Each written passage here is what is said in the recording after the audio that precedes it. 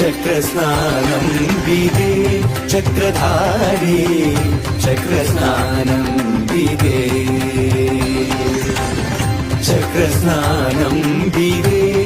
ఈ రోజు స్వామివారికి చక్రస్నానం. చక్రస్నానం బ్రహ్మోత్సవాల ముగింపులో జరిగే అత్యంత పవిత్రమైన వైష్ణవ సాంప్రదాయ ఉత్సవం. బ్రహ్మోత్సవాలన్నింటికీ పరిపూర్ణతను చేకూర్చే ఈ పవిత్ర ఉత్సవం భక్తులందరికీ అత్యంత పుణ్యప్రదమైనదిగా వైష్ణవ సాంప్రదాయం పేర్కొంటోంది.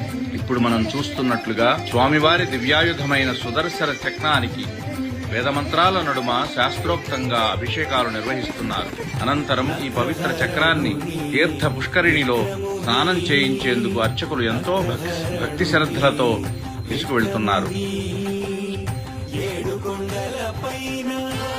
ఈ పవిత్ర సమయంలో చక్రంతో పాటు పుష్కరిణిలో స్నానం చేసిన భక్తులకు గంగాది సర్వతీర్థాలలో స్నానం చేసినంత పుణ్యఫలం లభిస్తుందని ఆగమశాస్త్రాలు తెలియజేస్తున్నాయి.